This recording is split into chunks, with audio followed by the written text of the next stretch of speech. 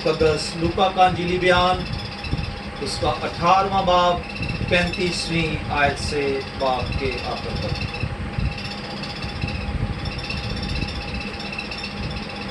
18वें बाब की 35वीं आयत से खुदा का जिंदा कलाम में यूं मरकूम है, जब वो चलते चलते यरू के नज़दीक पहुंचा तो ऐसा हुआ कि एक अंधा राह के किनारे बैठा हुआ भीख मांग रहा था। वो भीड़ के जाने की आवाज़ सुनकर पूछने लगा, ये क्या हो रहा? उन्होंने उसे खबर दी कि यीशु नासरी जा रहा।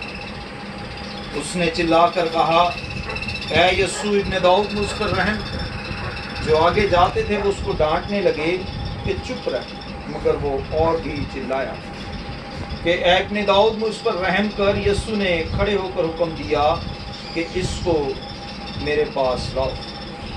जब वो नज़दीक आया तो उसने उससे ये पूछा, क्या चाहता है कि मैं तेरे लिए करूं?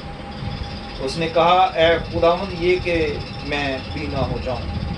यीशु ने उससे कहा, बीना हो जा, तेरे ईमान ने तुझे अच्छा किया। वो उसी दम बीना हो गया और खुदा की तमजीद करता हुआ उसके पीछे हुआ। और सब लोगों ने देखकर खुदा की खुदा के जिंदा पाक कलाम के पढ़े और सुने जानकर खुदा की बरकत हुई। खुदा का शुक्रिया अदा करते हैं जो अपने लोगों की हमेशा मदद और हिफाजत करता है। गुज़श्ता कुछ हफ्तों से हम खुदा के कलाम में से मुकद्दस लूका के अंजीली बयान पर हम खुदा के कलाम को सीख रहे हैं। हमने इस बात को सीखा है कि खुदा चाहता है कि उसके लोग उसकी तरफ लौट जाएं। गुज़िश्ता जुमेरात की शिफाइया इबादत में मुशरफ बेटे की कहानी के हवाले से हमने खुदा के कलाम को सुना कि वो किस तरह वापस लौट आया और उसके बाप ने किस तरह उसका इंतज़ार किया। मुकद्दस लूका, जैसे हम पहले इस बात को सीख चुके हैं कि एक तबीब था और सबसे ज़्यादा मौजज़ात वो अपनी किताब में लिखता। ये नहायत दिलचस्प और हैरान कुन बात है कि एक हकीम या एक डॉक्टर, एक तबीब जो ये चाहता है कि उसकी क्लिनिक या उसका तबीब खाना ज़्यादा से ज़्यादा चले, वो अपना इश्तिहार पेश करता है, वो अपने आप को पेश करता है ताकि ज़्यादा से ज़्यादा मरीज उसके पास आए। लेकिन मुकद्दस लूका एक ऐसा तबीब हमें मिलता है जो अपने आप को तबीब आज़म पेश करने की बजाय मसीह यीशु को तबीब आज़म और शिफा बख्शने वाला पेश करता है। वो बयान करता है कि बेशक हकीम तो मैं हूँ, तबीब तो मैं हूँ, लेकिन शिफा यीशु मसीह देता है। शिफा यीशु मसीह देता है, वही बीमारियों से आज़ाद करता है। इसका मतलब ये है कि जब वो इन मौजज़ात को रकम करता है तो वो इस बात को बयान करता है कि मैं कुछ नहीं। मिसाल के तौर पर अगर आप इसी 18वें बाब की 9वीं आयत से लेकर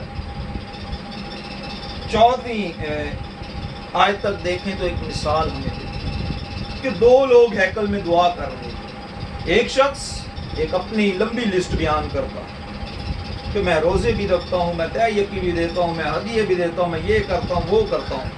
लेकिन दूसरा शख्स अपनी निगाह भी खुदा की तरफ नहीं उठाता और अपनी छाती पीट कर कहता है, खुदा मैं गुनाहगार हूँ, अपने गुनाहों का इकरार करता है।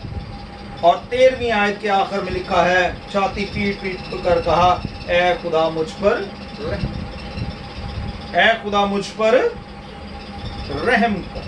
और इसी बात को अंधा बरतवाई जो कि यरू की राह पर बैठा, ये यीशु मसीह का आखिरी सफर था जो यरूशलेम की तरफ वो करता। और اس سفر کا آغاز اگر آپ دیکھیں تو کافی پہلے ہو جاتا ہے، اور پھر اس سفر میں بہت سارے شہروں سے ہو کر وہ گزر رہا۔ جب یریکو کے نزدیک پہنچا، ایک بڑی بھیڑ ہمیشہ یسوع مسیح کے پیچھے رہتی، اور اس سے پہلے کہ وہ کہیں پہنچتا، اس کی شہرت اور اس کی دھوم اگلے علاقے میں مچ جاتی کہ وہ اب یہاں سے گزرنے والا ہے۔ ہم سیکھ چکے ہیں کہ 38 برس کے بیمار کو نہیں پتا تھا کہ یسوع مسیح کون ہے، لیکن اس اندھے برتمائی کو پتا تھا کہ یسوع مسیح کون، وہ شافی۔ جب اس کا یسوع مسیح کے ساتھ سامنا ہوتا ہے تو اس سے پہلے بھی بہت ساری رکاوٹیں آتی ہیں، بہت سارے لوگ اسے خاموش کرواتے ہیں۔ اس نے اپنی لاچاری کو، مجبوری کو عذر نہیں پیش بنایا، بلکہ اس نے اور شور مچایا کہ کسی طریقے میری آواز جو ہے وہ خداوند تک پہنچ جائے۔ اور جس طرح اس شخص نے کہا تھا، جس کو ہم نے پہلے دیکھا ہے، جو چھاتی پیٹ پیٹ کر دعا کر رہا تھا، اسی طرح یہ یہی کہتا ہے، اے خداوند مجھ پر رحم۔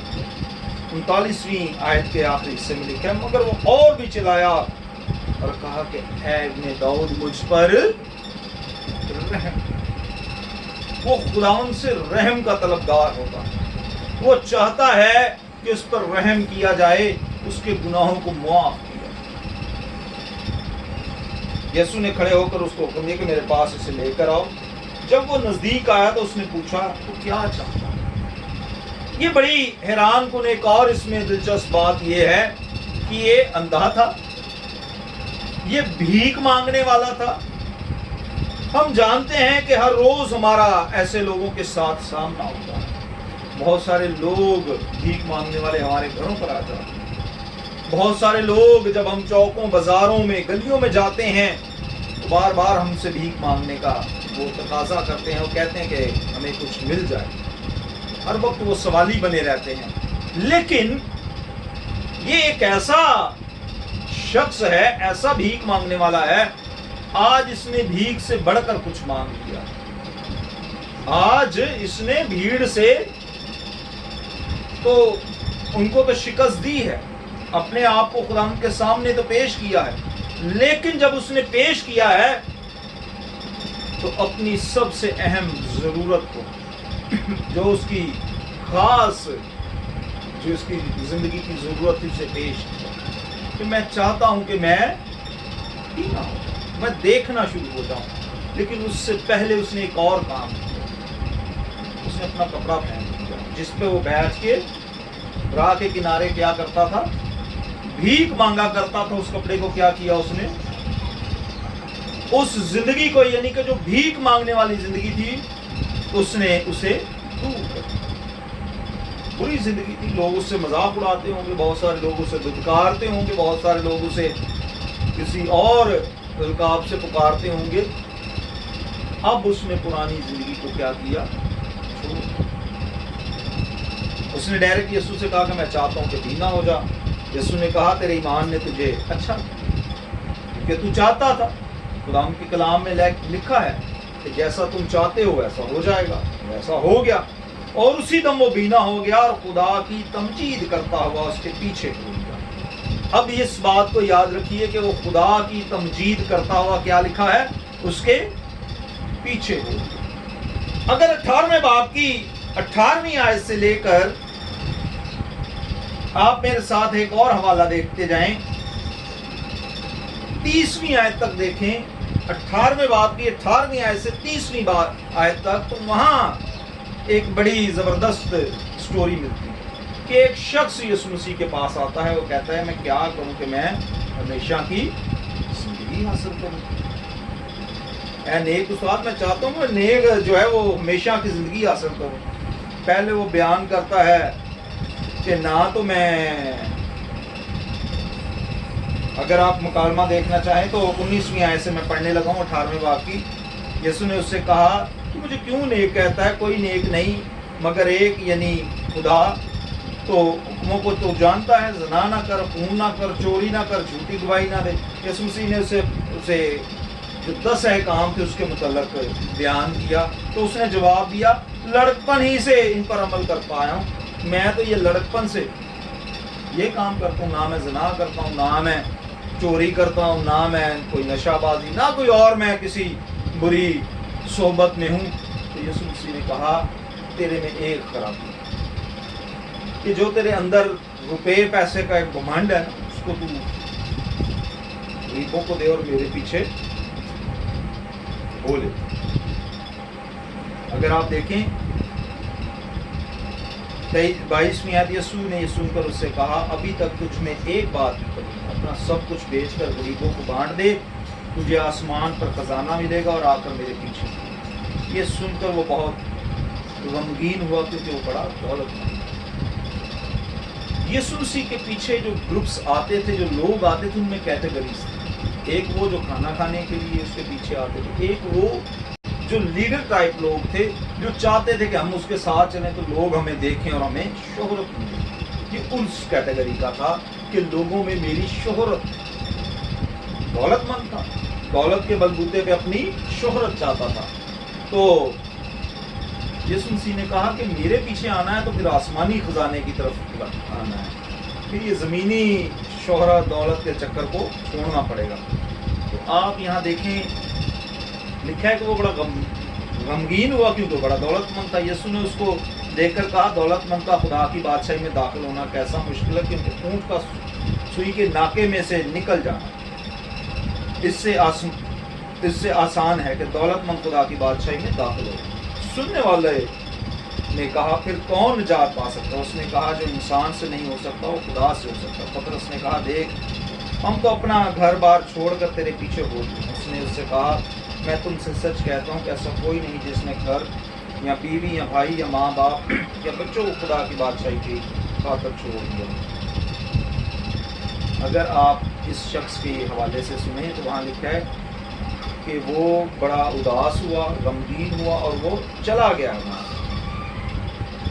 اس شخص نے جب سنا ہے کہ اپنا مجھے سب کچھ بیچنا پڑے گا تو یہ وہاں سے چلا گیا ہے۔ لیکن اندھا برتمائی کیا کرتا ہے؟ وہ یسوع مسیح کے پیچھے ہو لیتا ہے۔ وہ کیا کرتا ہے؟ اپنی زندگی، پرانی زندگی کو چھوڑ کر وہ کیا کرتا ہے؟ پیچھے ہو لیتا ہے۔